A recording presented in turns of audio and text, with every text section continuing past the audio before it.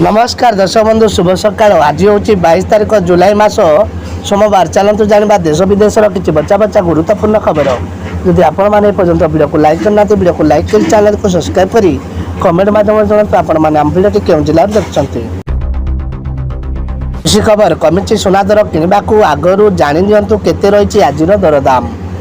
आज सुना किणवा पूर्व नजर पकातु आज केते रही सुना दर। वर्तमान सुना दर कमिटी भारतीय बजार में 24 क्यारेट सुना दर 10 ग्राम प्रति 73,970 टंका होता बेले 22 क्यारेट सुना दर ग्राम पिछा 67,800 टंका रही।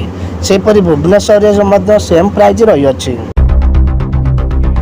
पाणीपाग जहाँ सूचना मिलूँ आगामी 4 दिन प्रबल वर्षा 26 आउ एक लघुचाप चिलिका हृद संलग्न ओडिशा उपकूल उपपात उत्तर पश्चिम दिगरे गति करुच्ची। क्रमश दुर्बल हो स्पष्ट चिन्हित लघुचाप परिणत हो। तथापि यह प्रभाव में आसंता 4 दिन वर्षा हो। 23 तारीख जाए राज्य में विस्तृत अंचल में वर्षा हो बोली पाणीपाग विभाग एआईएमडी आकलन कर खुशी खबर एणिकी मात्र 500 टंकार मिल सिलेंडर। दर्शक बंधु जदि कहीं आपण को कहती जे आपण को एक गैस सिलेंडर मोट 500 टंकार बंटन कर तेज यह आश्चर्यजनक।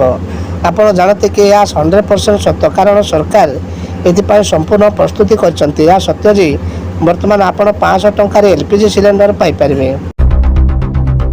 पुणी फेरुची मैक्स लॉकडाउन टीका नहीं लोक होती अधिक आक्रांत।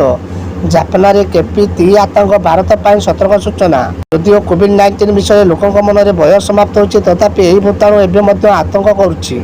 संप्रत करोना नुआ भाइरांट जेपी3 जापान लोकों जीवन प्रति विपद पलटि। गत किसी सप्ताह यह नुआ भाइरांट संक्रमण मामला द्रुत गति में वृद्धि पाई फल जापान करोना एकादश लहर आतंक सृष्टि कर चलती।